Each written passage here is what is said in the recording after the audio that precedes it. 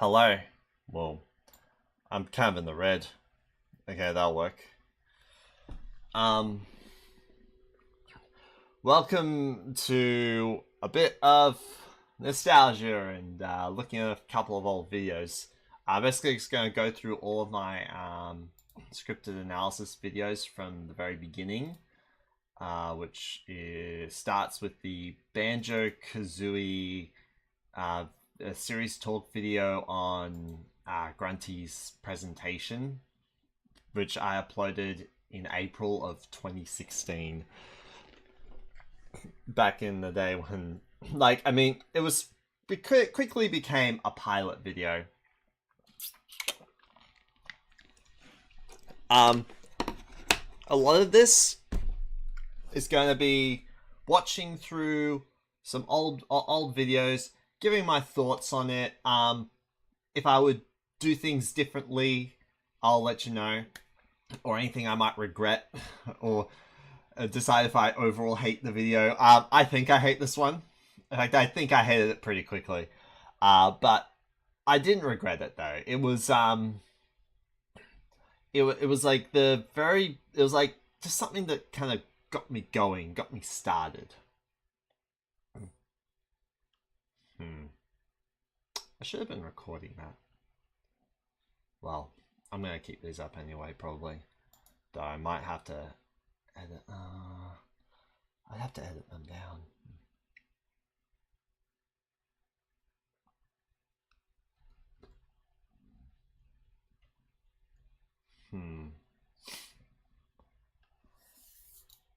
But okay. Well, I'm recording it now. So, welcome to the first video of this commentary / reaction series where I'm going to be going through all my old stuff and talking about what I might have done if I made them today, what I might do differently, and looking back at a whole bunch of nostalgia stuff. Yeah, we'll get into it. Banjo-Kazooie, Rare's golden platforming gem, critically acclaimed, high-selling and well-received masterpiece. It spawned a close sequel, Banjo-Tooie, and took everything in Kazooie to the next level. Then in 2003, Banjo-Kazooie... I had to stop right here. I'm already getting annoyed at the audio quality and how inconsistent it is. I have methods to prevent this from happening today. But yeah, that is really starting to annoy me. I think a lot of action for that was taken from probably the first Mario and Luigi RPG video, like the Superstar Saga video. But up until then, it's this horrible stuff. Grunty's Revenge, the game that no one remembers, made a 2D version out of the Banjo formula, which was amazing even though it didn't sell as well. And I love them all. Platforming and collecting Jiggies is fun, the level design is top notch, and for me personally, there is so much nostalgia, it's so tasty.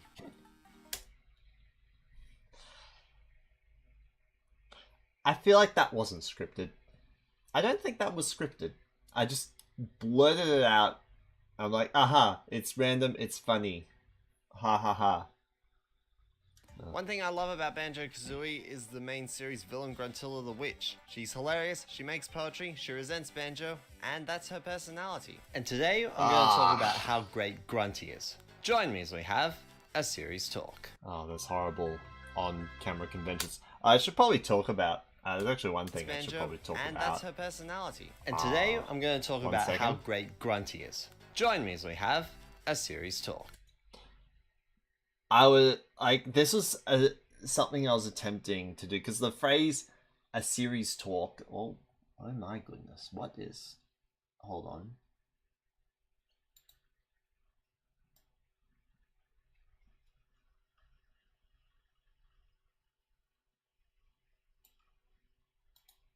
Okay, that's better. Nope.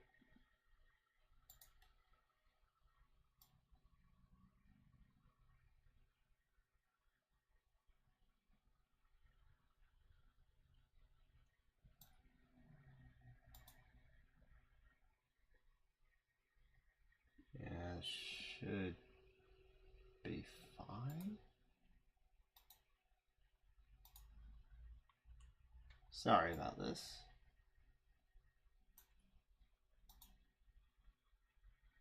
Okay, that's better. So I tried to like put a serious face on because a serious talk is meant to be like a serious talk. We're having a serious talk. I don't think it works, and and I know that the best way to like put yourself on camera is to smile. The best way to do it is to smile, and I don't think this works at all. And it's just really nasty looking and just makes me look like a twerp or something like that. So I don't think it works at all. Sorry, I had the wrong thing highlighted.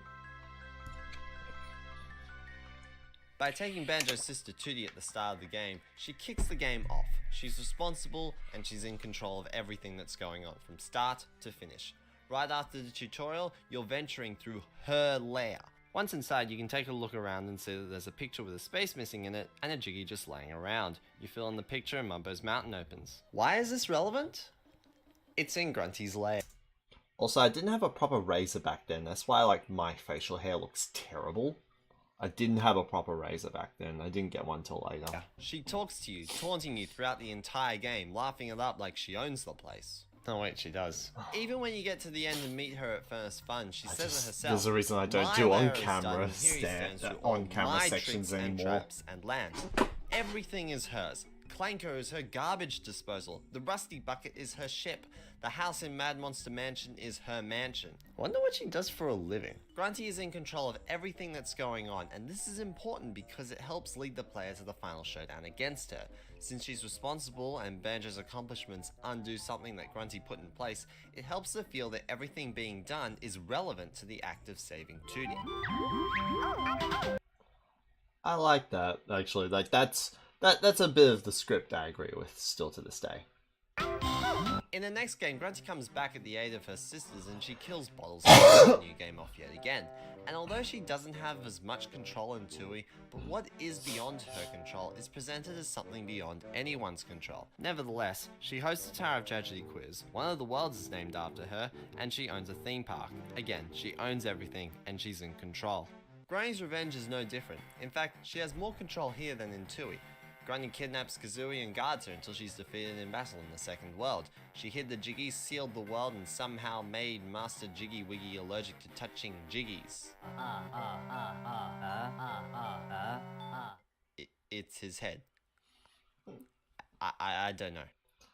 I still think making fun of this is funny. It burns! Part of the world is named after her again, and she runs the Fair Castle, which is the Furnace Fun equivalent in Grunty's Revenge. So it's pretty cemented at this point that Grunty is a villain, and she does a damn good job at it. What? There's another Banjo game? Did Grunty come back? Your answer is maybe. So here it is, Banjo-Kazooie Nuts and Bolts, with cars, driving, and typos. The game opens with a throwback to the first two games. I'm so glad I remembers noticed that. Grunty's Revenge. Followed by seeing Grunty come back to Sprout Mountain. Banjo walks up to her and they seem to engage in combat, but someone turns up.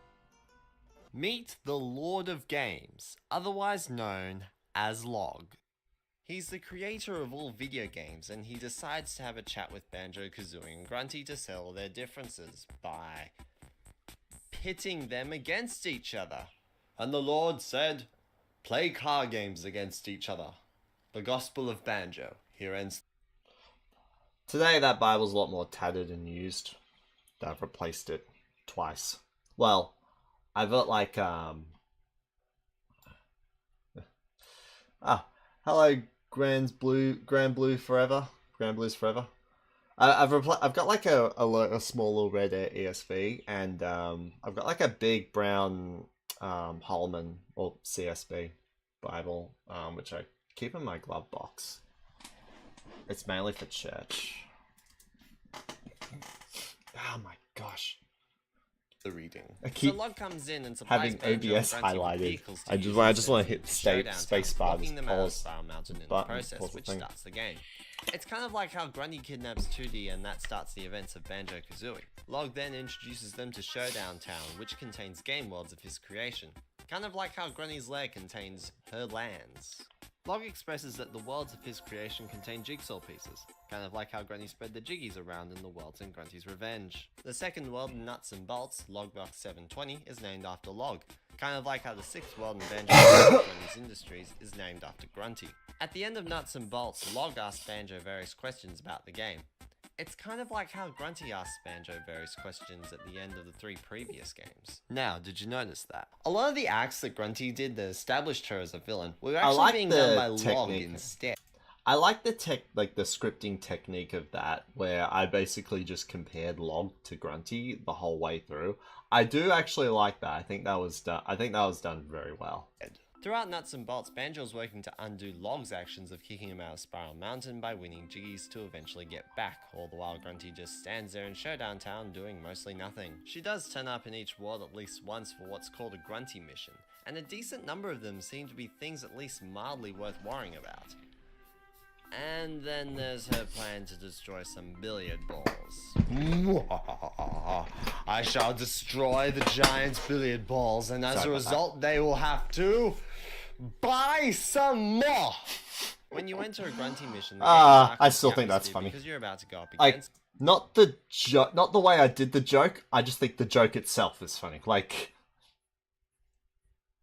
destroy billiard balls. Yeah, whatever. But I have a hard time justifying why they should be presented this way because Grunty is presented in a more minor role. Even when the Grunty missions are relevant or even random missions where Grunty is responsible, at the beginning of the game, Log says that Grunty's role in the game is to stop Banjo and Kazooie, alluding to the idea that Grunty is doing bad stuff because Log told her to do it. The way Nuts and Bolts presents itself is that Log is the villain and Grunty is the minion, due to Log taking all of Grunty's acts from the previous games and doing it all himself. How can I be convinced that Grunty is the villain when, if I knock her over, she says, "This behavior is out of line"? Is she obeying rules? When the drill dies in Banjo-Tooie, Grunty says, "We fight to the death," and before that she's still trying to kill Banjo with the drill itself. Grunty is a ruthless psychopath. Why is she obeying rules? The only possible incentive for her to do that is Log transforming her into a pumpkin after she started being skeptical. But I don't know why that would stop her if she was still interested in revenge after almost dying at the hand of Banjo 3 times before. Even at the end where she reveals throughout the game that her gruntbots were working on a vehicle to help her take over Spiral Mountain, it was still under Log's mediation because he was the one who initiated the car game to begin with. So that reference there, I remember when I was writing the video, I was writing it throughout most of the time I was still playing through Nuts and Bolts, and that playthrough that I recorded for this video was really the first time I was playing the game. So, I actually didn't know that bit of the ending, but I was feeling the Log invasion, and I had this worry that by discovering that ending, that it would just poke a hole in the script because she's doing stuff. But what did I actually say? The end where she reveals throughout the game that her gruntbots were working on a vehicle to help her take over just Spiral wiped Mountain. it clean. It was still under Log's mediation because he was the one who initiated the car game to begin with. I just Yeah, don't see that's right. strong reasons why Grunty should be considered the villain. Never at any one point in Nuts and Bolts have I felt like what I was doing contributed to taking down Grunty. I feel like I'm up against Log. Technically speaking, I am up against Grunty, but the setup of the game does a bad job at communicating this. Even when I hit Log with my car, he basically threatens Banjo and Kazooie's lives in video game terminology. Presenting villains in games properly is important because it creates a distinct feel and anticipation before going up against them, and doesn't work when you give those roles to someone else. This shouldn't just be applied to Banjo. In Mario, typically Bowser is the one in control because he kidnaps Peach, and that triggers Mario to get moving. In The Legend of Zelda Ocarina of Time, Link is called by Navi because the Deku Tree sensed darkness is looming over Hyrule due to Ganondorf's intentions of taking over. These adventures feel... You know, one thing about that in Ocarina of Time, and back in my Let's Play days, I did a Let's Play of Ocarina of Time, and I even pointed this out in the game that um, the Deku Tree sensed Dark Times of Time coming because Ganondorf was going to take over. Ganondorf only took over because Link opened the door of time. But Link opened the door of time because he was summoned by the Deku Tree because he sensed Dark Times were coming. And it actually creates this kind of loop where does it actually start? Because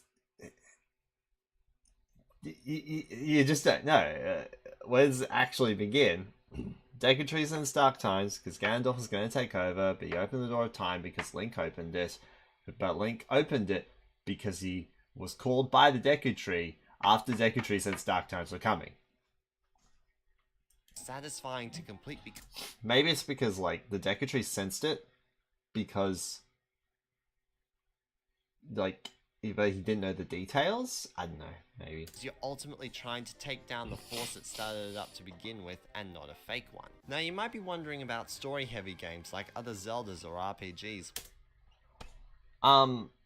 Actually, Satisfying to complete because you're ultimately trying to take down the force that started it up to begin with, and not a fake one. Now you might be wondering about story-heavy games like other Zeldas or RPGs. I flagged these 3 games in particular because they're kind of like games where the antagonist does come out of nowhere as completely different to what you're expecting. But I'm not sure if A Link Between Worlds really applies. It's still Yuga in the end. Even if Hilda was trying to like do something nasty in the process against Hyrule and Lorule's favor. I addressed Partners in Time like with the whole older sibling Shroob, and Twilight Princess's ending. Like Ganondorf just comes out at the end, but like he was supporting Zat the whole time. RPGs, where there might be a plot twist. I think that was a bit much. Boss might be different to what players. Twilight Princess might be my favorite Zelda the thing game, about but that is that the its final plot boss was a bit itself is iffy. still usually responsible for the game starting up. I'm not gonna lie. The only reason I beat this game was to record footage of the end cutscene. There you go. That's all I have to say on the matter. So, do you agree with me? Do you think that Log taking over the game made the entire experience feel arbitrary? Or do you think that I'm a complete lunatic who should be thrown in an insane asylum where my opinion will never be heard again?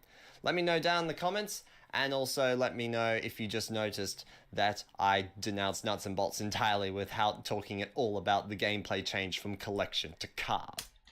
I was proud of that bit where I made the Hey everyone. Okay.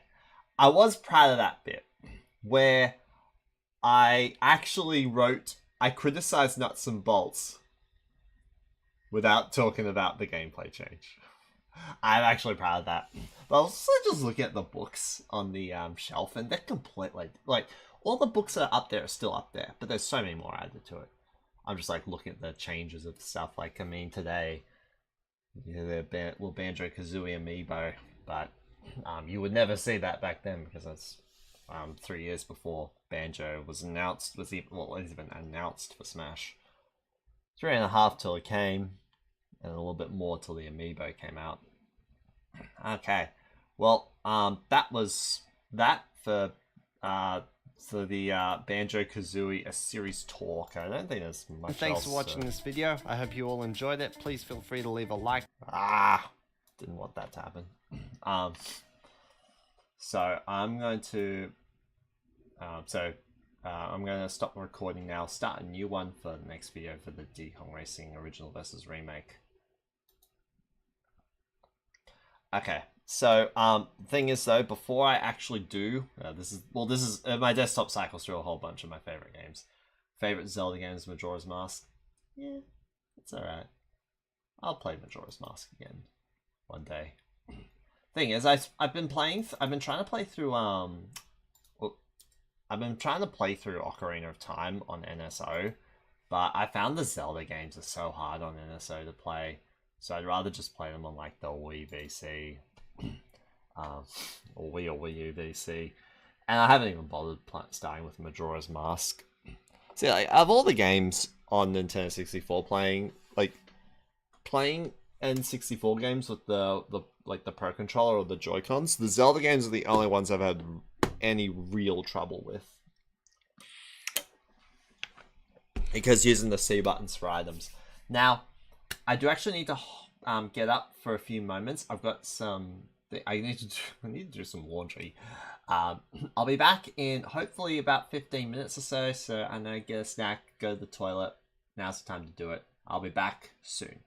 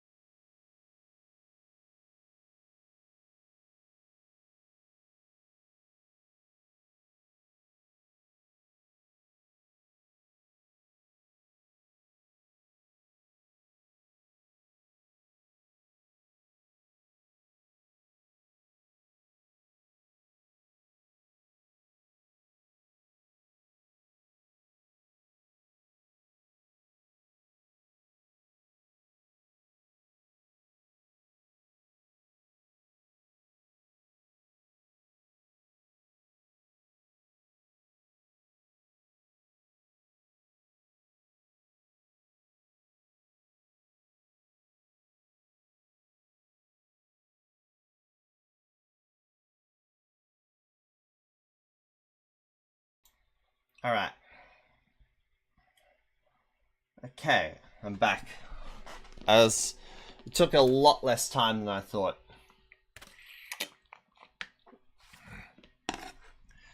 Oh boy, my water bottle is condensating like mad. Coaster keeps sticking to it. Okay. Alright, welcome to the reaction commentary for Diddy Kong Racing Original versus Remake. To this day, this is my highest viewed video and most received video, is single-handedly responsible for the number of subs that I have. Well, I was not entirely single-handedly, but it's mostly responsible for what for the for this video. I got distracted by something in OBS. It's mostly responsible for my sub base being as big as it is, or being at least 3K, and it is still my highest viewed video to this day. I don't have the view count on me right now. Actually, I'm just gonna what is it?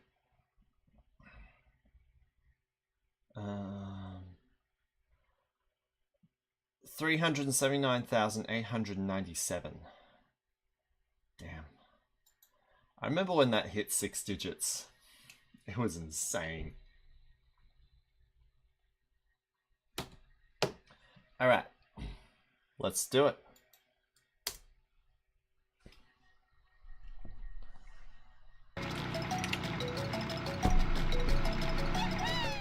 Diddy Kong Racing. It was Rareware's opportunity to wow the world with their shot at a racing game, and boy did it deliver. The unique thing about Diddy Kong Racing that hadn't been done before in a racing game was including a single player campaign. By coming out in 1997, it was one of Rare's earliest Nintendo 64 games, and their casual way of introducing characters who will eventually get their own series. In 2007, Rare remade this game and titled it Diddy Kong Racing DS. Bet you can't guess which console it was on. This is such a stupid joke. If you guess the trying to be GameCube, then funny. I'm sorry, but you are incorrect. It was on the Nintendo DS. Just thought I'd mention that. This is like, the thing is that is one of the first jokes that most viewers will see on my channel, which kind of makes me sad. Like, there are things in this video that I wouldn't do today, so it does kind of make me sad that this is the best one, because there are things that happen in this video I wouldn't do today, and for that reason, I don't really want those things to be the first impression on the channel. Not much I can do about it today, but it's just something I wish. Both games have a lot of similarities, such as having an adventure mode. Every single racetrack from the 64 was seen in the DS, as well as most of the characters and music. However, was this game justified? Was replaying Diddy Kong Racing on the DS worth it after the Nintendo 64 experience? That's what I've come to investigate, and I'm going rather in depth, so I'd recommend playing at least one of the versions before watching this video if possible. I'm Hatwearing Gamer, and this is Diddy Kong Racing and Diddy Kong Racing DS for Original vs. Remake. This has nothing to do with the video, but that jacket, the property of Hyrule, well, it's like property of Hyrule University, Hero in Training, something like that. That jacket is so faded that it becomes a work jacket, and that's for factory work. Actually, no, I don't use it for that anymore. Oh, kind of, just so it's extra cold. I keep it under because I wear a high-vis one on top. The tile screen on the N64 features Diddy flying down on a plane, followed by Timber in a hovercraft and Pipsy in a car. You immediately know that you can play in the three vehicles, and the characters show signs of enjoyment through their words. After a few seconds, the screen transitions out to showing each character driving along and having fun. The music and the visuals display high energy and excitement, which set the tone of the game. The DS version, on the other hand,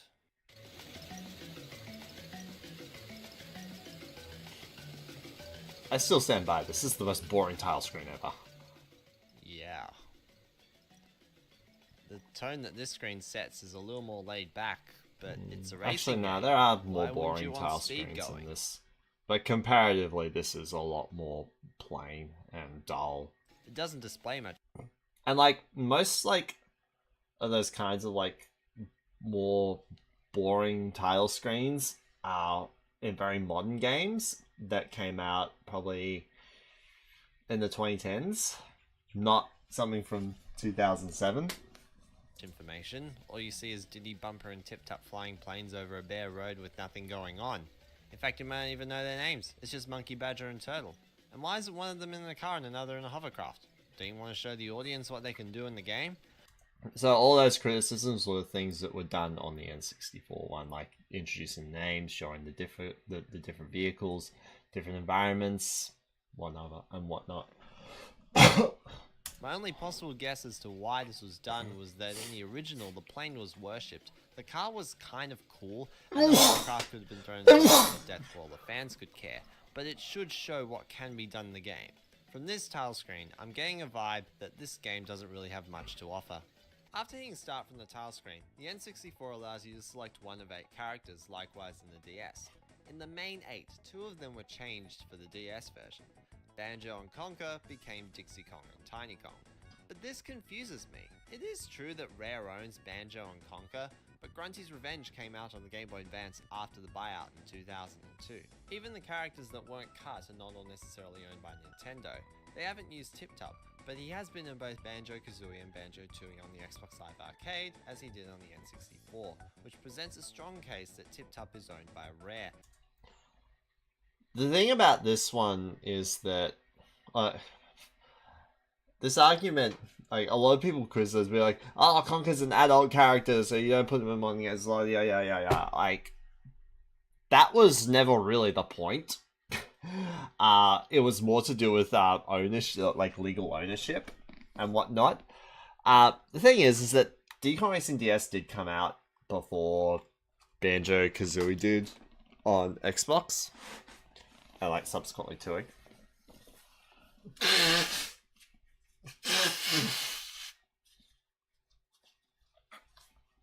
Sorry about that.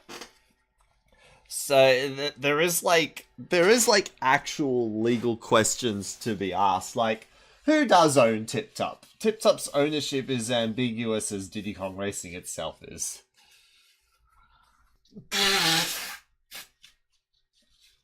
Oh gosh. Stupid weather change. So, if Tip Top can be in the DS version, why can't Banjo and Conker? I'll stop confusing the situation. Both games have characters and different styles of driving. The instruction book on the N64 and the menu of the DS version give you a bit of info on the character stats, but there are some subtle differences between each of them. You can prefer high weight and speed, balanced weight, speed, acceleration and handling, or high acceleration and handling, which is actually what I like, so as a result, Pipsy is my main.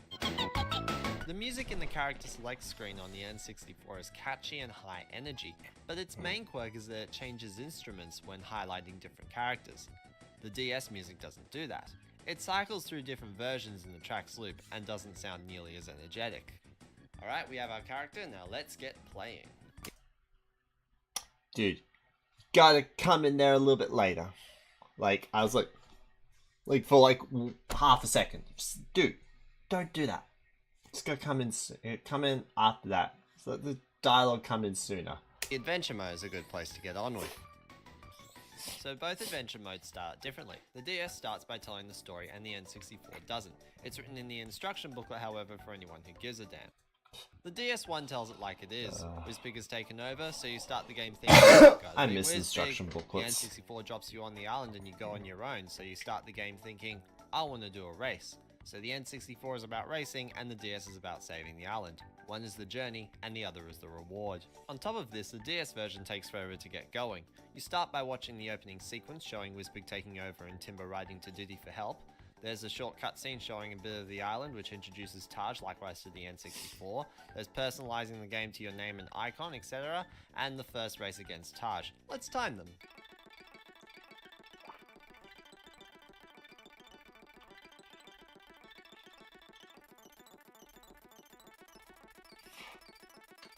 This is all done in real time, just I think sped up about 4 times the speed because I didn't want to make people sit here for 4 minutes. 1 second.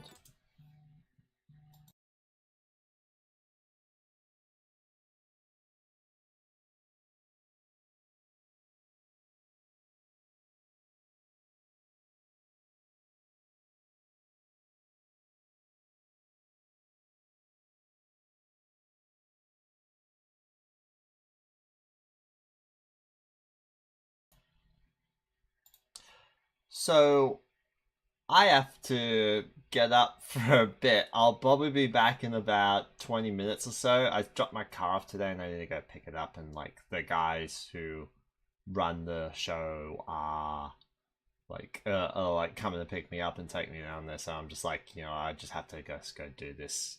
So I'll be back hopefully in maybe half an hour or so. So I'll just leave a timer on the screen. Fingers crossed.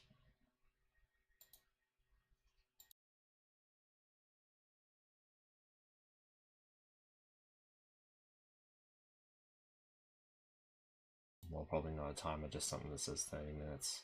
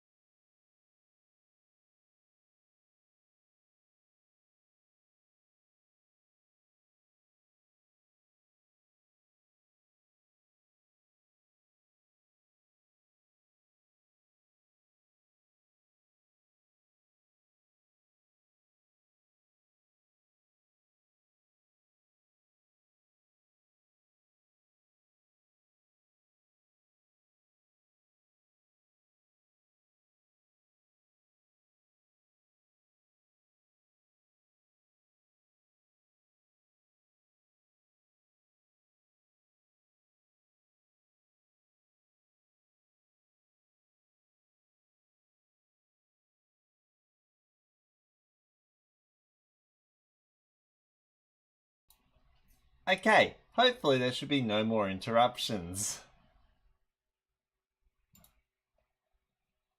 Okay. Back to this.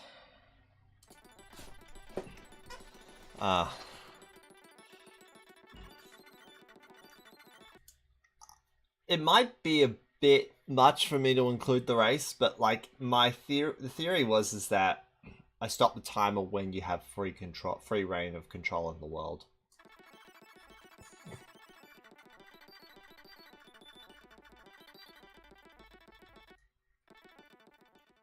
That is a pretty big difference. Despite the long intro, one thing that I will give the DS version props for is personalizing the game. The DS version does a better job with making you feel like you're the one driving as opposed to the character you chose. You can change your name, icon, vehicle colors, and even decorate your vehicle to allow an improved performance. That being said, I do wish the game would tell me what kind of benefit each upgrade does. None of these things exist in the N64 version. I'm under the impression that like the actual upgrades affect vehicle performance in races, but I don't know what they do. Instead, the game plays the cutscene which introduces Taj. I am the genie of the island. I'm here to help you. You ain't never had a friend like me. No man.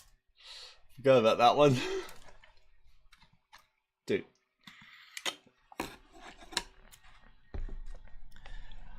Oh. Forgot about that one. I knew I had to like, because a game with a genie in it, I had to like throw a reference to Aladdin in there somewhere. Exactly how it would be done, we'll see. But I am glad I did that joke. Following this, the game starts and you can begin pressing buttons and moving the joystick to learn how to drive the car before going into a race. In the DS version, Taj says this: "Before I let you go exploring on your own, I think you need to prove your driving skills to me." What? Have you got your values backwards? At this point, the game hasn't really given you a chance to drive freely on your own yet, so why does it start by testing you? For all the game knows, you could not have done any driving whatsoever apart from a few seconds inside the tent. The N64 version allows some free driving, which does not penalize mistakes before going into a race, and when you do, you're prepared, as opposed to being forced into one before you have a chance to practice the controls, not to mention how much of a...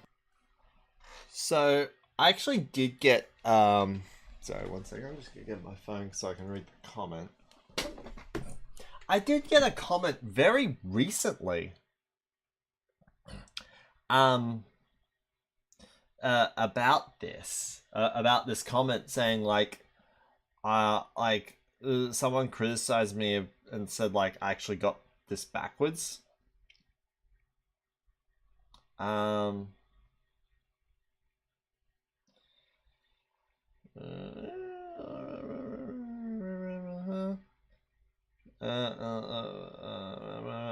The test drive practice before starting adventure mode is an issue for you. I mean, let's just throw away the fact that the game engine was built from scratch.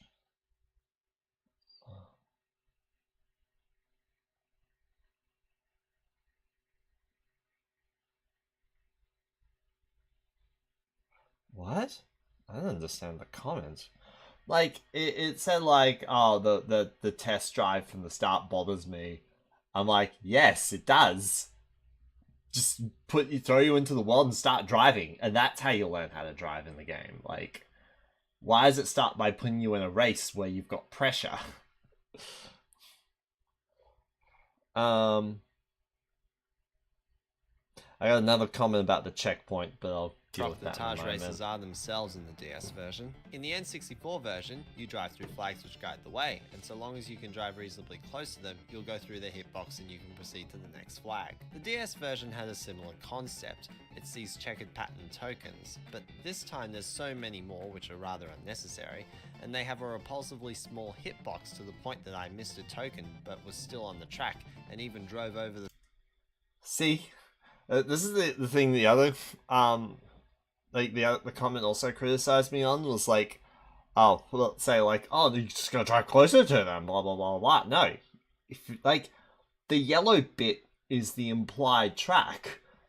Literally, there's the start line. You're driving right over it, but it still counts as a foul because you're not close enough to the tokens. That's garbage to me. Like The start line, dude. Start line as the word failed came on screen. And when you're called in for the Taj challenges, you're forced to complete them before you can talk to Taj about anything else like changing your vehicle, for example. Does this game just wish to dictate where you go? In the torch blowing challenge, which is a dumb challenge by the way, if you lose, you're stuck in the hovercraft on the overworld before beating it, locking you out of Snowflake Mountain. There is no reason why this should be the case. If you're struggling to beat a Taj challenge in the N64 version, they don't force you to beat it before you can change your vehicle.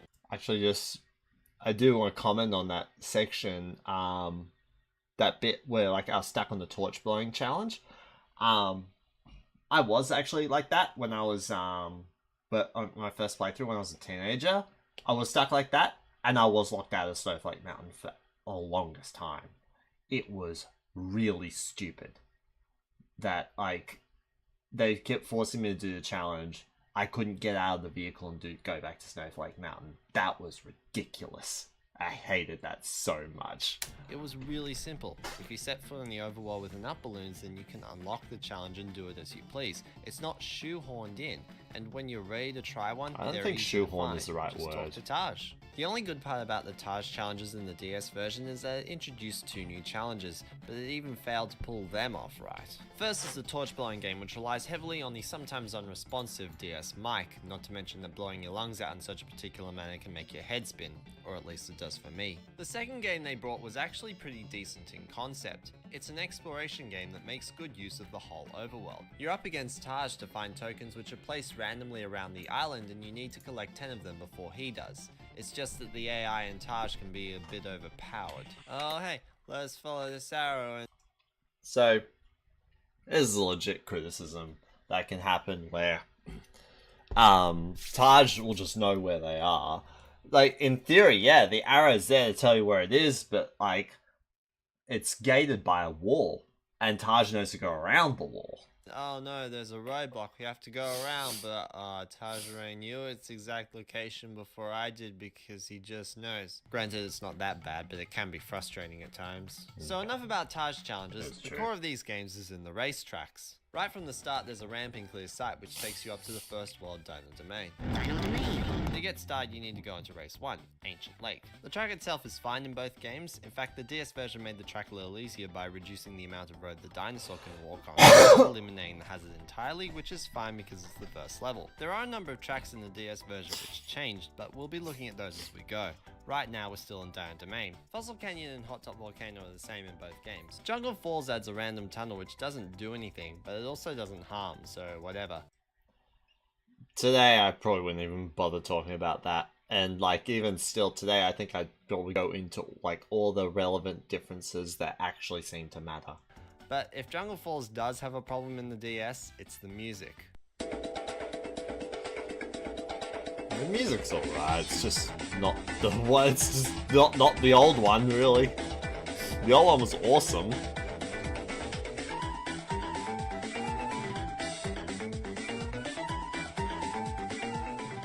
This tune is a lot less mysterious than the one that played on the N64.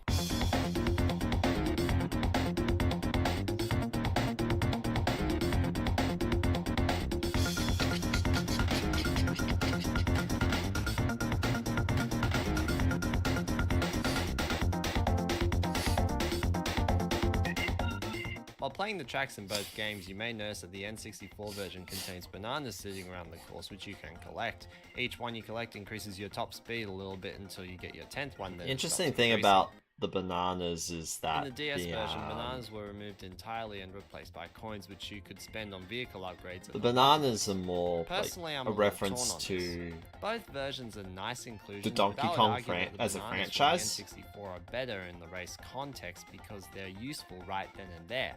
Not so much for the DS. The coins in the DS version are useful, but if you have anything you aspire to buy with them, it can be a tedious process to find them. Another disappointing aspect is that the coins don't show up outside of Adventure Mode, while the bananas show up outside of Adventure Mode in the N64 version. I don't know why the coins weren't available outside of Adventure Mode given the file structure of the game allowing you to pick the file you wish to play and then the game mode after that. By the way, any applied vehicle upgrades are taken outside of the Adventure Mode, increasing the need for coins elsewhere in the game, and it may help finding them them a little less tedious. Sitting next to the bananas or coins, you're likely to find balloons which contain items. The 64 version had a unique item structure which the DS adopted with 3 differences. The first is if you start building up one color line in the N64 version, a different colored balloon would overwrite what you already have, while the DS wouldn't do this. Both ways have advantages and disadvantages. You could argue that overriding a previous build-up is good because it adds extra challenge and strategy, and you can allow yourself to change your plan without forcing an item usage, not that it's difficult to just use it anyway. Or alternatively, you could argue the opposite, that it's bad because of unintentionally picking up a balloon and ruining a build-up you had going. It's a bit hit or miss. The second difference are the power-up tokens, which are entirely new in the DS version. You can pick them up and use them to power up any item you have to a 4th level. Now, these things are way too easy to pick up. But I was actually really proud of that edit. Like there's all sorts of layers that go into like the net. version. I You can think- pick them up and use them to power up any item you have to a 4th level. Now, these things are way too easy Wait. to Okay, so I think it. Oh, you can kind of see the fading. So there's like the front layer of the net. There's like 2 layers of the net, and they're both on either side of the token. But the front layer has kind of like the back part past the hoop, all the like kind of like erased out, and you. And as well, I don't know what I did with the handle. I think I kept it in for both of them, but it's just got the both parts erased out, or the back part erased out, and I put them both nets in exactly the same, gave them the exact same keyframe so they move in unison with each other, just to like pick up the token, and then just like take the token with it. I was always really proud of this edit. pick up. But who cares? Most of them are kind of useless anyway. The rainbow balloon one fires a really gimmicky missile that doesn't work in tune with the controls. The blue, yellow, and green balloons are okay, I guess. Yellow prevents you from being seen and targeted.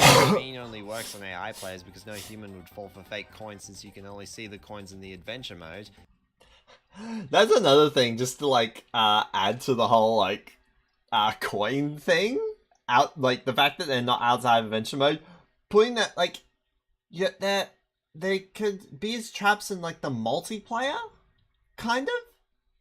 Like you could run into them, but like if you ever see one in multiplayer, there aren't already coins anyway, so you know they're bad. It's really stupid. And why does Blue's power-up exist? I mean, autopilot sounds cool, but I can play the game myself, so why is my reward a mildly interactive cutscene? Boosts are cool and all, but shouldn't I be the one playing? I don't get it. The red balloon one is the most powerful for it. Gives you 300. I reckon if the green drop off was like a fake green balloon, kind of like the fake items from Mario Kart, that would probably work a whole lot better. Missiles which circle around you and fire automatically when another racer is nearby. It's likely that you would end up using this one the most. All these power-ups may be nice, but they're all too easy to get. Although I guess that complements how lackluster some of them are. The third and final difference is that most of the items' effectiveness have changed, mainly in the missiles, traps, and speed boosts. The boosts are weaker in the DS version, which make the game feel a lot more slower, and the traps and missiles are now more punishing than the N64 version, making them a lot more overpowered, especially the missiles since their build-up structure was changed, resulting in easily having 5 homing missiles at once. Anyway, enough tangents. Back to adventure! Now anyone who's played at least one of the versions would know that after coming first in each course, you're led to the boss. Or at least in the N64 version you are. You get this big epic cutscene showing the door opening and making a big deal out of what's going inside, but in the DS version, you get nothing. Literally nothing. Although I'm all for the idea of the game letting me figure out on my own where it is I need to go next without shoving it down my throat, the DS version doesn't make a big deal out of what's happening, and so the boss race doesn't feel all that important. The boss of Dino Domain itself is Tricky the Triceratops. Or at least I think his name is Tricky. I've only ever heard that name on the internet. It's not written anywhere in either of the game's instruction booklets or dialogue. That being said, I don't know what the game's code says, so if it's there, then fair enough. Just be careful with what you hear on the internet, folks. I actually was corrected on that. Those names are official. Well, the tricky to trace. The names are official. They're I think they were on like a player's guide website back in the late 90s, or some kind of website, official website for the game back in the 90s. The names of the characters were the names of the bosses were given there. It is a bit weird that they're not in the games or in the instruction booklet. They are official though. The race itself is shorter and easier in the DS as opposed to the N64, and well, that might be justified. I remember when I was a kid, this course did feel particularly long for the first boss, and the second boss was actually shorter, so maybe, just maybe nerfing this first boss was a good decision. Or so one would think. The leading cause of the nerf are the overpowered missiles, which I addressed earlier, and every other boss still has them, resulting in all of them being nerfed and throwing off the idea that they could all make sense together. I believe it would be ideal if the first and third bosses were the DS version, while the rest were the N64. When you beat him in the N64, I was very particular on the wording of that because when I say the rest, I'm actually, by technicality and intentional technicality, I'm including the WizPig bosses. But both of those are WizPigs. But WizPig matches, I do think they should also both be the N64 version. you hear a rather celebratory fanfare. While for second place you hear the exact opposite. Winning in the DS version will play a light celebratory fanfare. While in second place you hear the exact same thing. So weird. I don't know why the game does that. It's This so does not weird. convince me that coming first is important, and it's not just here, it's in the whole game.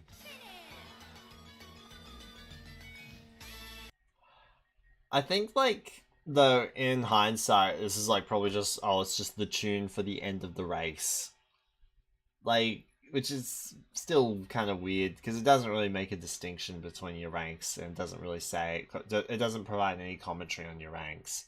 Because, like, all the Mario Kart games, they have a fanfare for first, then there's, like, a fanfare for the, like, second through, like, the top half of the race, and then, like, a negative fanfare for the bottom half.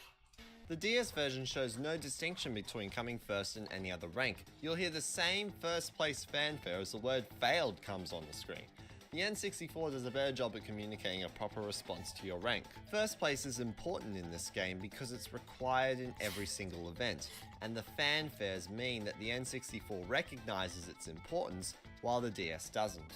After you beat the Triceratops, you're then led to the second biggest change in the game. The first comes later. So in the N64 version you have the Silver Coin Challenge, which makes you race and win every course again, but with the added task of collecting 8 silver coins. Starting with Ancient Lake, the silver coins start right in the middle of the road to help you ease into them. Afterwards, this starts getting a little bit more complicated. As you progress through the game, the coins get placed in more out-of-the-way places, forcing you to avoid zippers and balloons, allowing the AI to seem a better threat since they don't need to collect the coins themselves. Some of the later ones can get really difficult and even frustrating, but if you are getting bored of winning by a landslide every single time, then this could scratch the itch of challenge that you would be seeking. Personally, I have a lot of mixed feelings about the silver coins, mostly because of their really cruel locations some of the time. The DS version had the Balloon Touch Challenge instead, which requires popping balloons using the touchscreen. This sounds intriguing, but you also have to rotate the camera by dragging the touchscreen, and that gets rather tedious and especially annoying when you accidentally go for some coins while trying to rotate the damn camera. It happens so much! Ah! Why can't this be mapped to the D-pad and buttons? It would be a much better game. On top of this, it feels the same doing it for every track. All you do is drag pop, drag pop, drag pop, drag pop, while each silver coin challenge feels unique. Despite this, the way the game stands can actually get pretty addicting, mostly because of its high replay value. You can either get nothing, bronze, silver, or gold based on how many balloons you pop, and since you only need a bronze level to get the main balloon for the course, it's not too hard if you don't enjoy it, and if you do, you can aim for higher ranks. It even has a further benefit later in each world, which I'll get into momentarily. I think there's only one track that I ever got the gold on. I tried really hard. After those 4 balloons, you go up against the Triceratops again for a harder race, and by beating him a second time, you gain a piece of the Wizpig amulet, followed by access to the trophy race. In the N64 version, the trophy race is the 3rd time you're playing the tracks. In the DS version, it's the 2nd, and in quite a while. This is the further benefit of the Balloon Touch challenge I mentioned a moment ago. It's not a big hindrance to play the courses again, unlike the N64 version. The last thing in the world is the N64. People say I'm biased. I'd say nothing good about DS. That's a good thing I said about the DS version. I complimented a positive change to it. TT Door, or the DS version's Wish Door. It's opened by a key hidden in one of the world's racetracks and can be done at any time provided you have said key. I find it kind of frustrating that in the DS version you may be able to spot the Dino Domain key in Ancient Lake and think, okay, I found something. I'm going to win this race and then I'll investigate it later. So you win the race and you try to go back, but whoa, but what? They don't let you back in. The game says, do the other races and get the balloons. But if you're patient, you might think, okay, I'll do it after I get all the balloons. And then it tells you to go do the boss. And then the Balloon Touch challenge. And then the game says, get the other balloons. And then you beat the boss a second time. Finally, you can get the key. I wish I coughed more before recording that. You could really tell where it was going. In the N64 version, you can get it any time so long as you have enough balloons. So that was that whole bit though. That was actually meant to be a bit of a nod to Egoraptor. In the Ocarina of Time sequelitis, where he compared changing worlds in A Link to the Past to Ocarina of Time, where he's like talks about the length of time to switch worlds in Ocarina of Time. We go by, go to Temple Time, what sword, cutscene, go back to where you want to be, and then like in A Link to the Past, it's just like press a button and you're done. Of course, it's not that simple in all situations, but I just like the way it was presented, and I wanted to just like kind of do my own little take on my own little spin on that. Once you're inside the door, this Oh, damn. When I was younger, that was so annoying. is the biggest change. In the N64 version, you do a challenge. Gee, I've used the word challenge a lot. The challenge isn't a race, it's a battle with varying rules. It's a bit hit or miss. If you're feeling like taking a break from racing, this can be a nice substitute and better than the Balloon Touch challenges. In the DS version, it's called the Wish Door because behind it are the Wish tracks or custom tracks, except you don't actually make your own. At least not yet. You're told exactly where to put the lines. The only power you have is where the start line goes. After making the track, you need to race and beat TT on the track. The idea of making tracks is kind of cool, but considering how little power you have, you're not really making a track, but hold on to that thought for later. Whew, we're done with Dino Domain. The other 3 worlds, Snowflake Mountain, Sherbet Island, and Dragon Forest, have pretty much the same structure in both games respectively, but there are a few notable differences between the versions. The music played in each area, for example. On the N64, it's an incredibly memorable and smooth tune, while the DS version's one sounds rather forced, and I don't think this one really needed to be remixed anyway. The only crime committed by the N64 version was overusing it a little, like for the track select and options, but this tune was so iconic that you could type track select music into YouTube and it's the first video to come up, an extended version no less. That is no longer true, especially since the like Brawl BRST MS3 channel doesn't exist anymore to this day. Today, but damn, it was true at the time. It really was. While the DS version just destroyed it. Also, the overworld has music.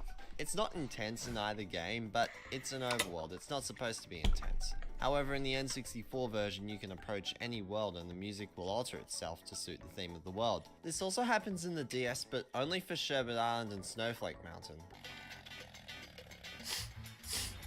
Do you even consistent? The tracks themselves have a few changes here and there. In Snowflake Mountain in the DS version, the track Frosty Village, or should I say Frosty Village, had some That was so true when I was a kid.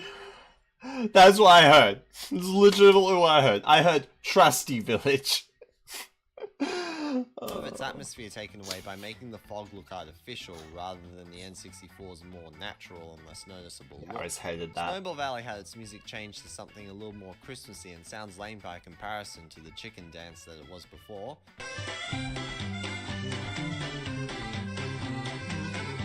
It's not that bad, honestly.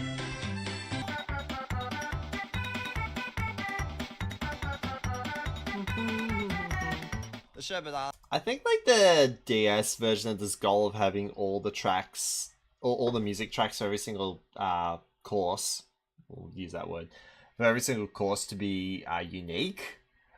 But like, the problem is they just replace so many like iconic good tracks in the game, which is just like, oh, that's kind of a shame. Like especially the one from like Pirate Lagoon and Treasure Case, they don't even remix that one and leave it into one of those tracks. They just take it out of both and replace them with two other random things that are not nearly as good. I always hated that. track Whale Bay in the DS version has a waterfall cave, which is pretty freaking cool, but it's also kind of ruined by the small ship shortcut having a hole you can fall through. Pirate Lagoon and Treasure Caves also had their music change from what was awesome to other things.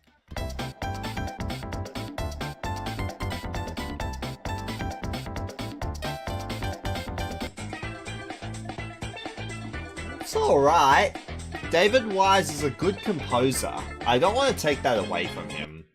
Like, cause like David Wise did the remake.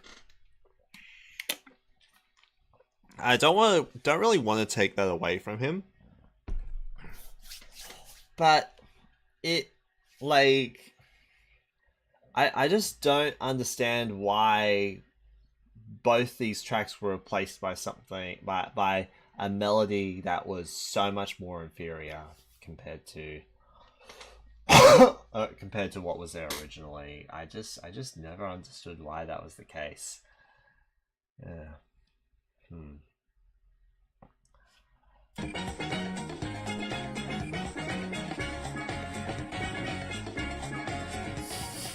But don't get me wrong, I don't hate either of these new tunes, but the old one was better. In Dragon Forest, Windmill Plains music was changed to a more farm-like remix. Again, I like it, but the old one was better.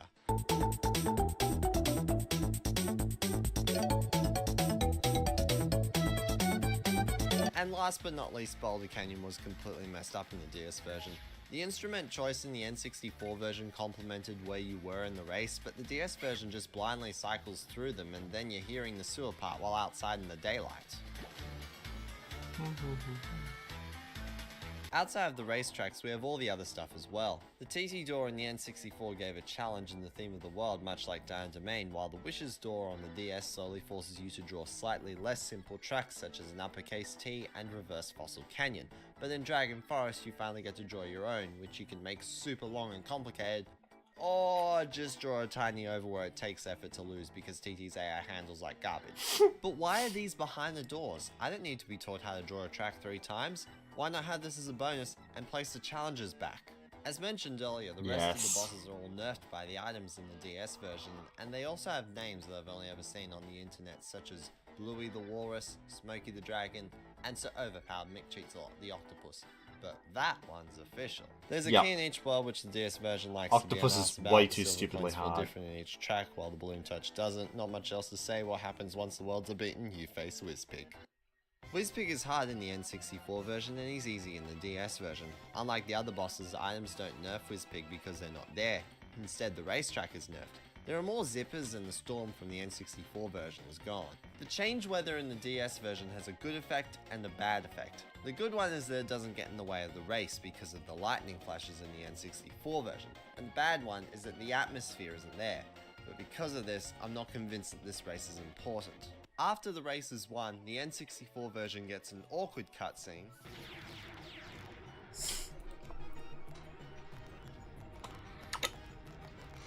and the DS version gets a rushed cutscene. See you later, It worms. just moves very fast. At first I thought this was to compensate the really slow one from the N64 version, but now I think it was development time because the story cutscenes of Timber contacting Diddy didn't feel rushed. That felt nicely paced, but this one just kind of happens. I didn't really say this, but I think the same could even be applied for the very beginning cutscene where you like where you have like the little like the one at the very beginning where you see the world introduced and then like Taj appears and whatnot. With little time to take it in. Next up, the credits roll. The N64 one reflects on the races and the DS one reflects on the title screen? Jungle Falls! Huh. It's the N64's Jungle Falls music.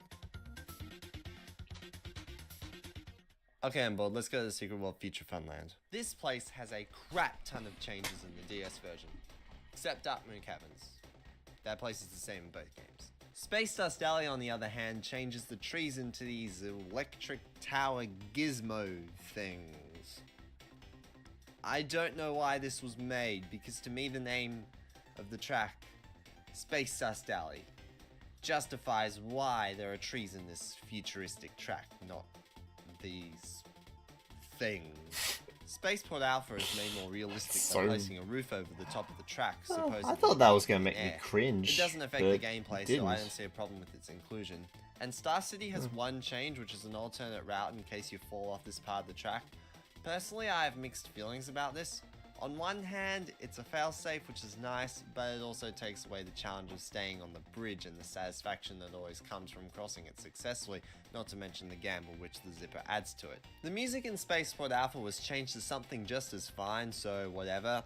But Space Dust Alley and the DS had the original Spaceport Alpha music from the N64, which technically does complement the Electric Tower gizmo things,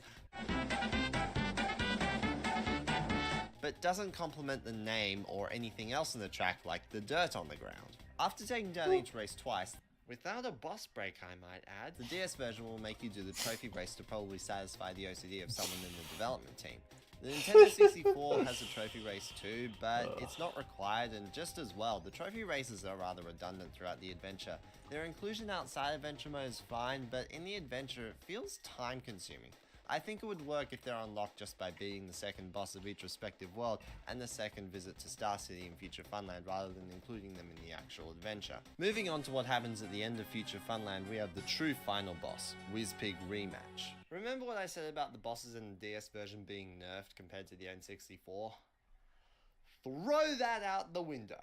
The Nintendo 64 version may take a bit of practice, but the DS version is incredibly difficult for a few small things. The first one is flying into Wizpig's rocket. It's like running into a trap on the course or being hit by a missile.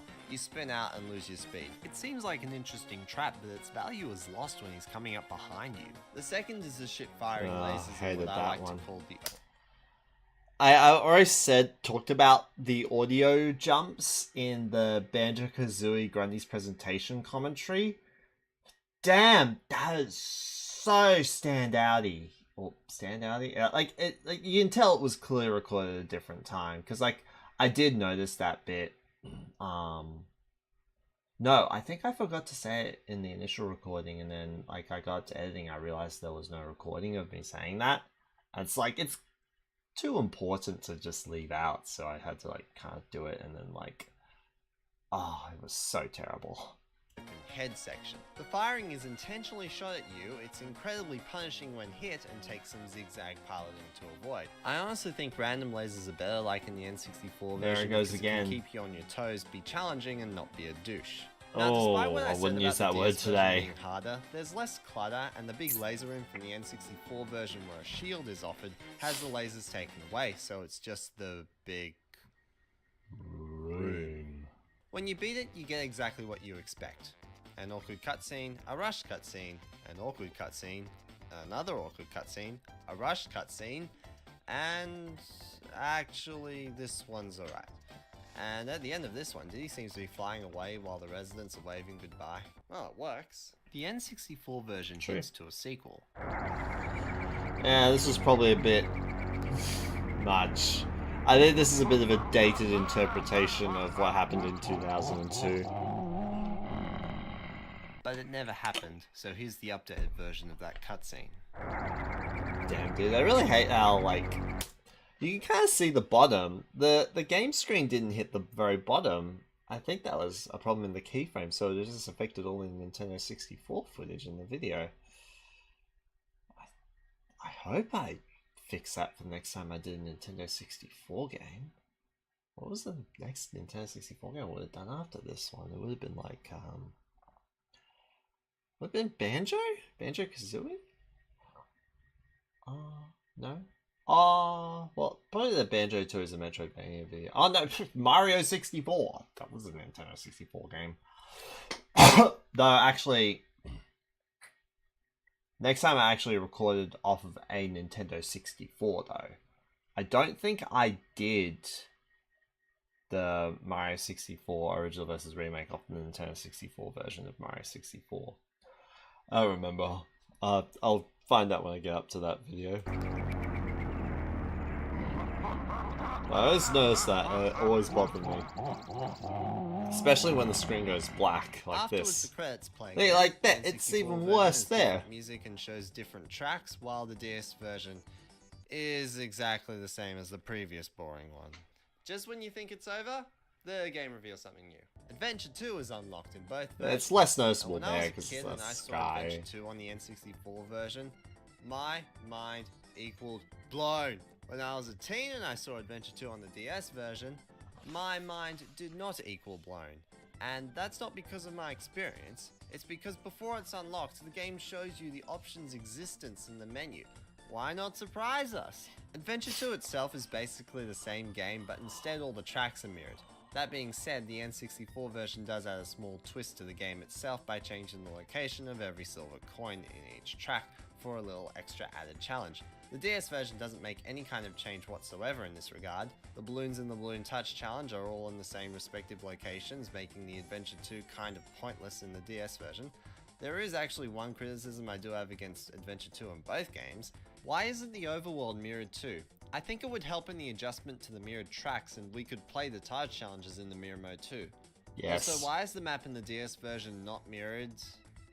I don't get it. However, the Is it DS there to make version it does yield harder? some extra rewards. You can unlock Taj and Wizpig by beating both adventures respectively, and when you play as characters who are originally NPC or AI, you can't help but see what the game does when you cause paradoxes. I do love the way they handled Taj running into himself. I like this a one. point for the DS over the N64. But both of them look really weird in their vehicles. Just look at them. They appear so uncomfortable with their squished looking bodies. It's weird. So the adventure is beaten. What's next? Outside of the adventure mode in the N64 version, there's just playing the tracks in your own time, typing in cheat codes, and the multiplayer, which to be fair is just an extension of playing the tracks in your own time. The DS version has a fair few things to offer, which is good because the remake should add new content. First up, you can unlock wish tracks by purchasing them with coins, allowing you to make as many tracks as you want, which is nice because I did actually enjoy drawing a track on my first playthrough of the adventure mode in the DS version, but it does fail on a number of aspects. There's no zooming, deciding the altitude on various parts of the track while still maintaining a maximum steepness of slopes of course, allowing the track to cross over itself, which is understandable for flat tracks, but for hilly ones maybe having a minimum distance rule, but I believe it should be possible. When racing each track, the only opponent is TT, and I don't know why. I've always been confused as to why I can't play against 7 AI players to make a full 8-player race. After each individual track is made, it's given a theme based on one of the 4 main worlds, likewise to how they appeared in the adventure, and randomizing that is fine, but I do wish they made a theme for future Funland tracks and the DKLN tracks. What did I just say? That's right, the DS version introduces 4 new tracks based on the Donkey Kong Country games from the Super Nintendo. I don't know about you, but that sounds pretty exciting. Let's check them out. Oh wow, it didn't even fail to the DS footage. Oh no? Sometime. Oh no, that was fine. That's just in the DS footage itself. Cause like I was before looking at the N64, it didn't hit the bottom of the N64 footage didn't hit the bottom of the screen, but the DS footage does. Okay, that works. They're kind of bland. It's just some jungle tracks. It's DK's Jungle Parkway from Mario Kart 64 all over again, just without some crazy cool jump. And there's 4 of them. Observe my very scientific equation.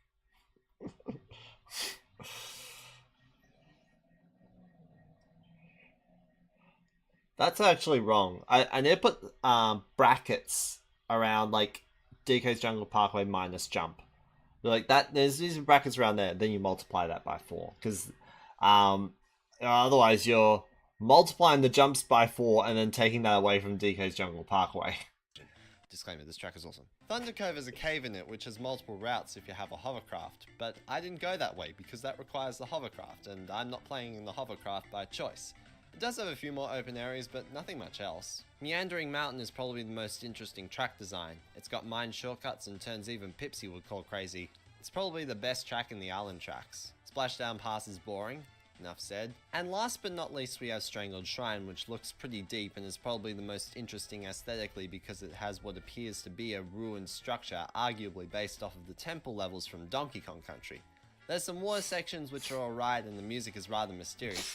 This track is probably the best theming to it because it's based off of something outside of the bland jungle. And if they can do that, then why not a level based off of the mines from Donkey Kong Country rather than just shortcuts? Or a factory level with a remix of Fear Factory?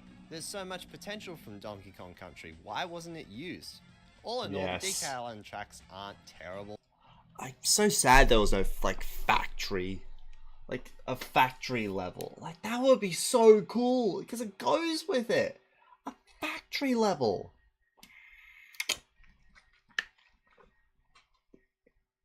You could even go like, well, I can't factor in Donkey Kong Country Returns because that game came out after this one. But like the forests, the temple's already kind of in there. I reckon Strangled Shrine could stay as it is. Maybe even Thunder Cove because it's the first one. But Splashdown Pass could be a factory level, and like, Meandering Mountain could be a mine level. But I do think they could have gone much farther than they did. Even the music Saying for the levels one was to rather criticism bland, on the just like game. the tracks, except Strangled Shrine. That one's actually good. But the others are bland remixes, like pretty much every other tune in the game. Most of it's boring. Just take a quick listen.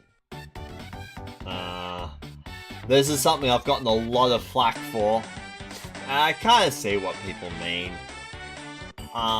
Like, people defend the DS version because of the sound, like the hardware quality. But the thing is that, Super Mario 64 DS wasn't really like that at all. Like, and it would have been subjected to the DS, the DS sound quality as well, but it didn't sound all that much worse than the original game did. So I don't that's kind of like where I think this like criticism fails. It's like people say, oh, it's just the DS hardware. Mario 64 DS was subject to the DS hardware too. So why does Diddy Kong Racing DS get excused from that when Mario 64 DS has shown that it can stand alongside the original game and still have a decent quality soundtrack. I don't think it quite measures up to the Nintendo 64, but it is a lot better than what Diddy Kong Racing DS presented.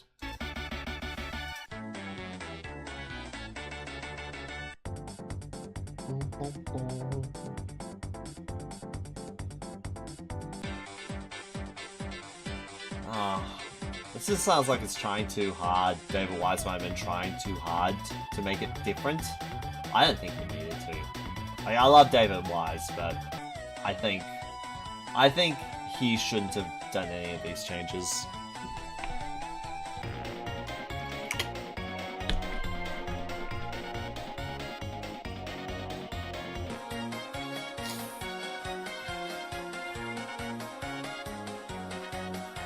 The N64 versions are full of high energy, while the DS versions lack energy completely. If the N64 version's soundtrack was like a normal person speaking, then the DS version's soundtrack is like a tired person yawning and getting up in the morning. What else can they mess up? Oh no. So the silver coin challenges were removed from the adventure mode in the DS version, but they were still there in the game. You can unlock each individual silver coin challenge as you complete the balloon touch challenges, and I think this is perfectly fine. If you missed the coin challenges from before, you can still do them in this game, except for one thing. The mirror mode doesn't offer modified locations of them like in the N64 version. They're just placed in the same respective locations, making it partially pointless. Also, to unlock the DK Island tracks for silver coins, you have to get gold rank in every single balloon touch challenge. So, have fun if you do that. I couldn't bear to do that. I just knew I wasn't going to. I'm just like, oh, that's way too hard. Balloon touch challenge, the DS version takes advantage of the touch controls in some other fairly dumb ways and were clearly an attempt to overuse them. You have to manually spin your wheel or propeller to get a boost for the car or plane respectively. This is silly. If you're right-handed, you don't have your thumb on the accelerator, and if you're left-handed, then you don't have your thumb on the steering, which is especially punishing in Wizbig Rematch. I have to move my right finger over to the D-pad holding left when the race begins to not run into Wizbig's rocket. It's a silly idea, and as a left-handed person myself, I'm even further disadvantaged. Accessibility problem. For the hovercraft you have to blow, but I've already addressed blowing, so I'm not going to talk about it. However, you don't have to remove your hands from the buttons anymore, so there's at least that if anyone notices while they're actually doing the blowing. Another touch gimmick are the optional boss touch challenges. The one up against the walrus is probably my favourite one. It's about removing obstacles. Acceleration is automatic and you can steer using either the D-pad or the buttons, which is just there for left-handed. Dino Domains and Sherbet Islands ones are the same game, just with different vehicles, and I have no idea what's going on in them. Like, you draw a line and then you make your vehicle go with this, and I don't know how you use items. I'm confused. Next challenge. When you're up against a dragon, you use the touch controls to steer and the buttons on either side of the DS to accelerate, which again is nice for the left-handed. It's a fairly intuitive concept, but I find myself out of control rather quickly, so I get sick of it fast. Now, oh, sorry, my phone's ringing. Hello? You wanna play some video games? Well, actually, I've been making a video about Diddy Kong Racing. This is so and I need some footage stupid. of the multiplayer. If you want to come over and help me out with that, then yeah, I'd be down. I'd be down for some gaming. Do you want to come over on Monday? You can't do Monday. Okay, what about Tuesday? You can't do Tuesday either. I'm not kidding. Okay, what about Wednesday? This is how we organized it. We couldn't do Monday, we couldn't do Tuesday, but we could do Wednesday. It was like me and three That's mates. good. All right, that's It's great. the I'll see you then. Bye. same three guys that I have. I do Mario Party streams with from time to time whenever we can. Although it's a bit harder these days, but still, like, it's it's the same three guys I had over. One of them was very relieved when I told them we weren't streaming it. We're just recording footage. Speaking of the multiplayer, I don't think the N64 version was really built strongly for it. Most of the game was contained in the adventure mode, and aside from a cheat code that you can enter, you can't do the adventure mode in the multiplayer, limiting multiplayer options to only things doable after selecting tracks in the menu. It even has a few shortcomings. The music doesn't play in 3 to 4 players, and a lot of the features and obstacles have to be removed so the hardware can support multiplayer. And I don't know anyone in real life who's good at this game, making me the winner of every race. They suck. Darkwater Beach is not a race, it's a battle. Now the multiplayer in the DS version has a lot more to do in true. it, some of those things not having much availability in single player themselves. There's standard racing and races which are available in single player, trophy race and token tussle which are only available in adventure, and battle mode which is not available in single player. Every addition I'm seeing here has value, and I don't think any of their inclusions are bad, but some of their executions are a bit meh, mainly in the token tussle and battle mode. When I did the token tussle in adventure mode, I thought that the island was an ideal spot for something like this, but in the multiplayer, you can only do this on the racetracks, and while the racetracks weren't bad, the island wasn't there. And I thought that was a missed opportunity because token places were already programmed in due to playing it in the adventure mode, so why not allow it in the multiplayer? It's a fine area. The battle mode has a similar issue. It's the same 4 games from the end. The similar issue is that what's there is good but could have gone farther. Ah, yeah, I did remember like listening back and then realizing, oh wow, I don't think I communicated that properly. I'm gonna clarify it in text. These days I try to just do better writing. 64 version, which are fine, but I don't know why they didn't make more of them themed to Future Funland and DK Island. In fact, in the N64 version there was going to be a battle map for Future Funland, but that was taken out probably due to time, and there's plenty of evidence. I was just watching this video the other day. Do you think this game will ever hit Switch Online and 64 color games? I really want it to, but I officially I don't know. I do really want it to. It would be super cool if it came. That it was going to be a thing, so why not? Whether or not I think it will. Like, I'm more optimistic than I was once upon a time because Nintendo is happily putting old Rareware games on it that they don't even own anymore. Like, they put Banjo-Kazooie, they put GoldenEye, and like, I completely missed that Jet Force Gemini was coming, and so I just opened the app one day randomly and said new games. I was like, oh cool, let's Jet Force Gemini? Dude, I'm down. Like, I haven't actually played it, but I was like, I did think, like, I was like super hyped that another Rareware game was on NSO.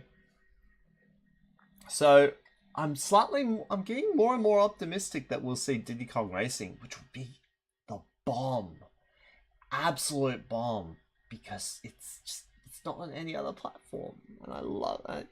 I love this. I love the game, and I hate that it's not anywhere. Add it to this one, and the DK Island one as well. A few positives about the multiplayer are more races in the Wish tracks and how various assets and the music stay in the game while playing.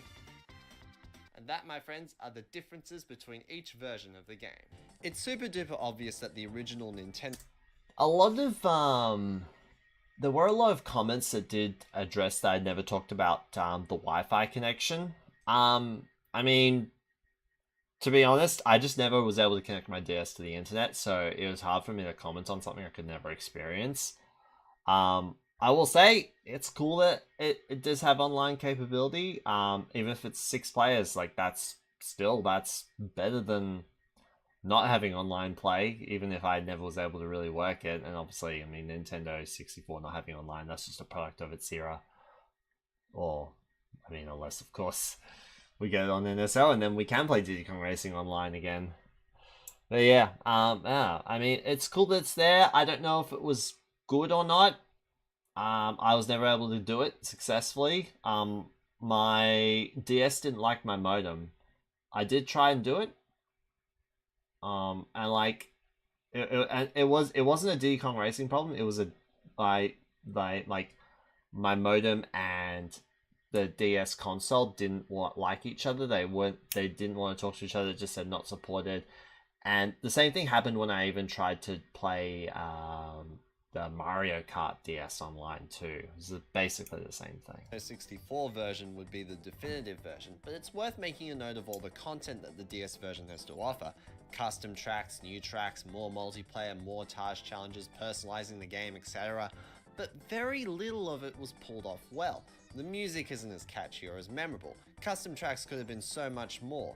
The new tracks could have been more interesting, and one of the new Taj challenges could have been good. Despite everything I've said, I don't absolutely hate the DS version, but that's because it reminds me of the N64 version with a twist, but that's probably me looking at the game wearing nostalgia goggles and a glass of the N64 version blocking the screen.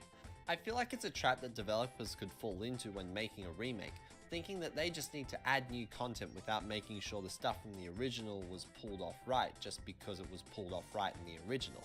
It's important to make sure that everything still works as well while still making new content. So if I take off the nostalgia goggles that highlight Diddy Kong Racing and the glass of the N64 version blocking the screen, I see a rather tangled mess of a game. I only hope that for making remakes, developers can do that too when making a remake rather than just thinking, hey, I'll add some new stuff and it'll be awesome just because the original game was awesome. A remake is an opportunity to fix issues with a previous game. And I'm not saying you can't add new content, but the content has to be done well. You can't make a new feature, do it poorly and expect everyone to like it just because the original game was awesome. What if Ocarina of Time 3D had a new dungeon, but the dungeon was boring and the iron boots were still an equipment piece which required going into the pause menu to access, which I know is a rather pathetic thing to happen, but that's the point. It's pathetic, and it happened in Diddy Kong Racing DS. If you've played the N64 version and haven't played the DS version, then don't worry about the DS version unless you're particularly interested in the new content. I'm Hat Wearing Gamer, and this has been Original vs. Remake. Hey everyone, thank you so much for the So that's it. My highest viewed video, my most popular video, most liked, I guess, technically. I don't think it has the best ratio. But a lot of that is that I did notice that about halfway through doing this commentary that I wasn't really talking about the things that I was saying. I was, if anything, doubling down on a lot of the stuff, but even just by like nodding or at a few things of what I say, or just emphasizing what I express.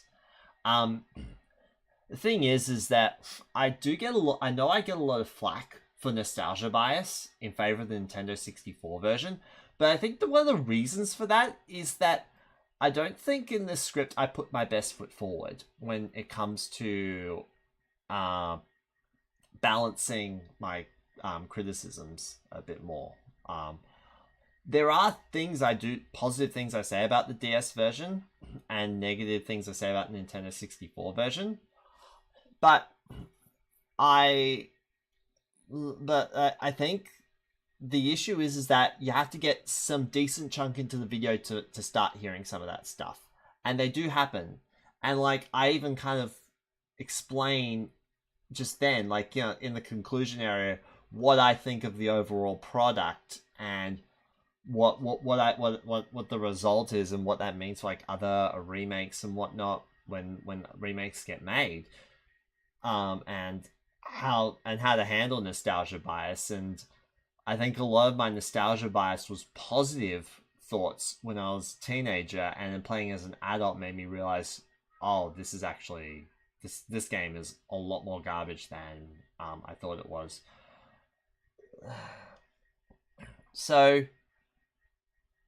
I think that like, I would probably, if I was to make this video again today, I'd probably write things in a different order, try and do some more positive things about the DS version a bit early on, just so that I don't leave a bitter taste in a lot of viewers' mouths when people just start accusing me of nostalgia bias, because the very beginning has a lot of Nintendo 64 positive over and the DS negative, but later down the video, it's still overwhelmingly in favor of the Nintendo 64 version overall, but there is more DS positive, a few more DS positives here and there sprinkled later in the video. So there's definite proof that I'm not being a complete nostalgia bias person. Like, I think, I really hope so. But I can see that there's a lot of like not putting my best foot forward on that. I don't know if my opinions really changed all that much. There are some things that, like, I do think even in attitude, I was like very like yelling about the DS version. Like, that could probably be gone, and it will probably be all the more better for it, honestly. Yeah. So just, I think, like, yeah, if I like, I probably might have gotten less flack if I got if I like put a better foot forward. And like, cause like even for the people who did get all the way to the end, were still saying like, oh, super favor of Nintendo 64. I mean, yeah, it is. There's a lot of favor in the Nintendo 64, but I do think it was exaggerated by the first impression. Yeah, I do think that there's a bit. I do think it's like there's more positives to the DS than what a lot of people make it out to be. Not saying it's not more positive than Nintendo 64. I know it is. But I do think it's a bit. I do think a lot of the comments exaggerate that point a bit. I don't think it's as bad as people make it out to be. Watch me get flack for this one. Alright, cool. Time for the next video. Alright. Yuck. Hello, it's Melee. Smash Bros. Melee. I don't know how many more of these I'm going to be able to do today because I've been interrupted a lot, so I've been streaming a lot and I need to do a few other things. Remember Dexter's Laboratory? Yeah.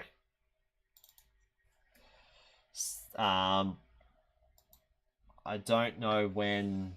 I don't know how much more I'm gonna do. I'm gonna do at least this video, but like I'm also thinking about trying to do all the Mario and Luigi RPG in like one sitting. But that's gonna be multiple hours. So long. These videos are so long. Like this one's only 15 minutes, 10 minutes. This one's only 10 minutes. Yeah, we'll try and do Superstar Saga today. We'll see. Alright. So, Dexter's Laboratory Disaster Strikes. This is my third video. I decided to do something about it because no one ever talks about this game. So I just thought maybe let's like throw my opinion out there. First in best dressed. Do something that no one else really talks about. I don't really think it was great. It didn't take me long to hate this video. I don't really think this video was all that good, but might as well go through it because I gotta. Oh crap! I hit stop recording. I'll try and sew them together. Remember Dexter's Laboratory? The show that taught every kid in the 90s how to say cheese omelette in French? Omelette de fromage. Dexter's Laboratory was a show about a 10-year-old boy named Dexter who managed to build a secret laboratory inside his bedroom where he exercised his passion for science. Audio bounce, dude. Like the game, the video audio, like the audio behind it is way too loud. He built a giant computer that can talk to him, built robots, and a whole bunch of other crazy things. And I'm 24 and all I have is a desk. In the show, he gets bombarded by his idiotic older sister Didi, who frequently wrecks Dexter's work. And he also has parents who don't even know the lab exists to help emphasize the secrecy of the lab itself. Despite not running long, it was a fairly good show with an 8 out of 10 on IMDb. It's so loud. We thought of Suicide Squad. Oh, what a terrible reference. Higher than Suicide Squad. Interesting characters and clever plot lines, and to top it all off, it was my favourite show when I was a kid. Now, with every mildly successful cartoon show, there has to be a licensed game to go with it. And Dexter is no exception. Presenting Dexter's Laboratory Disaster Strikes for the Game Boy Advance. Since Dexter's Laboratory was my favourite show as a kid, a game based on the show was... I always really hated what I did with the audio, or like, cause like I was kind of forced to do it. I didn't really know what else to do.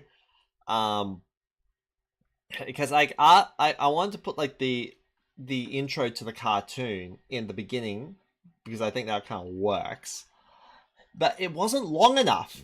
It actually was not long enough to sustain the whole intro, so I had to improvise. I put in the hub world music, but I sprang it back to the intro music for the end of the intro to the video. And now I'll go back to the hub world music. Oh gosh, I wish I'd thought of something better than that. So sad. Maybe it shows different music or something, I don't know. Immediately draw me towards it. The game has a simple premise. Dee Dee, being herself, walked into a cloning machine made 124 little Dee Dees that start running around everywhere in the lab, and Dexter must find each one and return them back to the cloning machine where he can undo what Dee Dee did.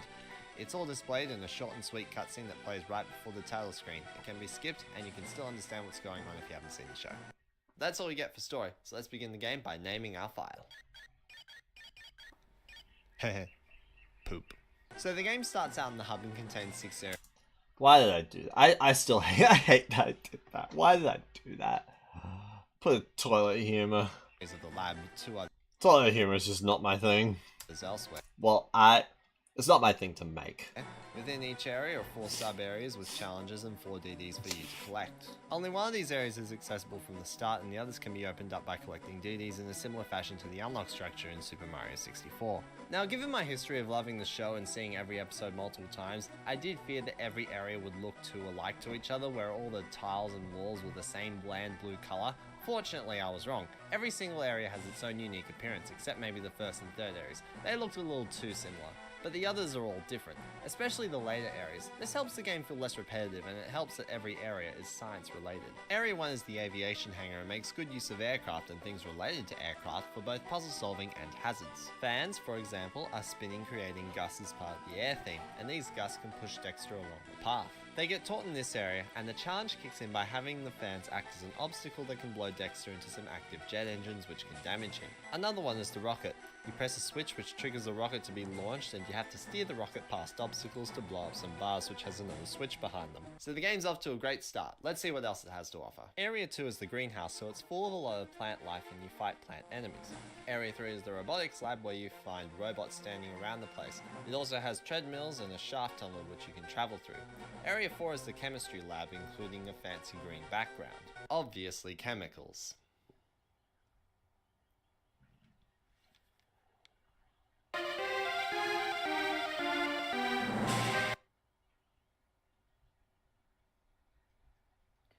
That place is flooding with it. Area 5 is the Lab of the Lost, which is based off of an actual episode of the show where Dexter unintentionally finds himself lost, where he doesn't know where he is in the lab he built himself. And if you think that doesn't make sense, then you're just as confused as I am. Lab of the Lost itself is a visual step That's up a good from the one. 4 previous areas. The others all look like just a palette swap from the hub, but this place actually looks old and run down, with scraps all over the place and a broken teleporter. Area 6 is the nuclear power station. Is it? I'd like to remind everyone that this is located in the middle of an ordinary residential street where every adult is unaware of what's right nearby. Potentially fatal deaths aside, the power plant is just as visually impressive as Lab of the Lost is, if not then more so. It also contains a puzzle which requires powering up an electric wire. If you've collected every DD from the aviation hangar to the power plant, then you're treated to the final area of the game, Spaceport. Have I said area too much? The Spaceport has a few spots where it messes with the gravity, which is to be expected in a space level. Dexter appears rather floaty in these seemingly exterior areas, even though he seems to be breathing and the gravity more reflects the moon than outer space. But the gravity alterations do well reflect the space theme. There's one more bonus area for collecting all 112 DDs up to this point, which is Dexter's house. It has no enemies and acts as an extra fun level, same thing for the school sub-area at the end, although getting there is an absolute hassle. In the third sub-area, Dexter runs down the street in a robot suit. I appreciate something a little different, but during this you have to steer him and you can't see where you're going. Now I went over those areas rather quickly because I always hated that. Like, you don't know where he's going. only looked at aspects pertaining to the theme of each individual area. I praise the aviation hangar for including stuff like the fans and rockets because they're related to air travel. However, these are sadly only seen once in the entire game, but that is nothing compared to how neglected every other area is. The greenhouse has plant enemies, but they're either repulsively unfair, incredibly easy to avoid, or not any different to the robots, as in you can kill them with punches, and while I think that enemies can be more or less the same with a different look based on where you are, there are no actual puzzles in the greenhouse that relate to vegetation. The closest thing is the green goo, but it doesn't make as much sense here than it does in the chemistry lab. Apart Green from goo, that, okay, look, 'cause everything it's is pressing a purple. button, walking on certain spots in a particular order, delivering a specific keycard to a certain lock, platforming, and opening up gates. And while none of these things are bad to have, none of them relate to being in a greenhouse, like a puzzle revolving around the aroma of a plant, for example. The robotics lab has the shaft, which has very little to do with robots, and also has the treadmills with the crushers, which is related to robotics, but it's the only thing in the whole area that is related to robotics. After that, it's the switch puzzles. And this theme continues mostly throughout the rest of the game. The chemistry lab has little to do with chemistry, the Lab of the Lost doesn't build on being a rundown old version of the lab, the nuclear power station has a giant electric wire that you power up, and I thought that was cool. This kind of puzzle wouldn't fit well into any other area, but it doesn't seem that big a deal within the power station, and as a result, every area in the game except for the aviation hangar and Dex's house, all to a degree, feel like a missed opportunity. The reason it's to a degree is because any cool parts in one area are only seen in one sub-area. The other three are just a bunch of switch pressing and countless backtracking. That's right, backtracking. I didn't really do this bit well. But it is true. There is a lot of backtracking in the game, and it's ridiculous. There is So much backtracking in this game. The reason there's backtracking is because in order to collect a DD, you have to pick her up with the claw tool and take her to the suction tube in the current sub-area you're in. The issue is that you can only carry one at a time, and so kicks in the aforementioned backtracking. It's at its worst in the chemistry lab. Look at this map and see how much unnecessary travel is done to get every DD to the tube. Puzzles also have backtracking in some of the earlier areas, but not nearly as obnoxious as the DDs. This form of travel pads each area to a length that justifies its existence, but none of what you do is satisfying. I think to make the experience more satisfying would have been to cut the sub-areas concept and make one big area within the limits of the Game Boy Advance and have that one area circle around the puzzle related to the area itself. Like the aroma puzzle idea for the greenhouse, building a robot in the robotics lab, making a chemical formula in the chemistry lab, doing something useful with scrap metal in the Lab of the Lost, the list goes on. With those changes combined with the ability to carry more than one DD at a time, the experience of this game would have been more enjoyable. Much more enjoyable, because the game handles a lot of other things right. The item structure is good because it's super simple, the tutorial is good because it teaches the basics well, and playing it is surprisingly fun. When writing this review, I was bouncing between whether I thought this game was good or bad, because I thought of stuff like the tutorial and thought it was good, but then I thought of stuff like the area design and thought it was bad because of dull puzzles. This game feels like a massive missed opportunity.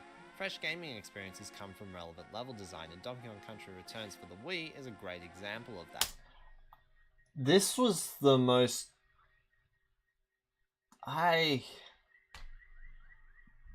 The way this was done, the way I did this reference was so weird. I still hate it to this day. I've always hated the way this was done because, like, it's not like there's this complete comparison video between Disaster Strikes and Donkey Kong Country Returns. Like, I think I should have like introduced Returns. Like, if I was going to use Returns as a reference or a good example of this. I think I should have done it a lot better. You kind of introduced Returns a lot more slowly into the script. I always absolutely hate this. Almost every level in the game uses mechanics related to the world it's in. The waves in the beach, the rocket in the factory, the lava in the volcano. Disaster Strikes decorates the areas with the theme, but in a lot of cases fails to incorporate them into the gameplay. Pick up the game if you're curious about how it works, but otherwise, don't bother. I'm Hatwearing Gamer, and this has been Dexter's Laboratory, Disaster Strikes. Hey everyone, thank you so much for watching. Oh, again, like, hi. Brr. Okay. 1:16 p.m. It's tempting to start Superstar Saga, but I feel like it's better to do all 6 videos in one stream, but it's just gonna take me 6 hours, 5.5 hours to do. I'm in two minds. But yeah, that's it. That's Disaster Strikes. It's a bit, yeah. This video sucks. It sucks so much. I don't think it was well written. I don't think, the editing's decent. Good as it can be, really. audio quality is terrible. I think this is the last time that I do this. And then it goes a lot better later. Yeah. So, I think I'm probably gonna end stream now and pick this up tomorrow and start with Mario and Luigi Superstar Saga video and just thump my way through the entire Mario and Luigi RPG series talk, and hopefully I do it all in one video or one stream. We'll see how we go. Hold on. Okay. So, I thank you all so very much for watching, and I'll hopefully see you all tomorrow.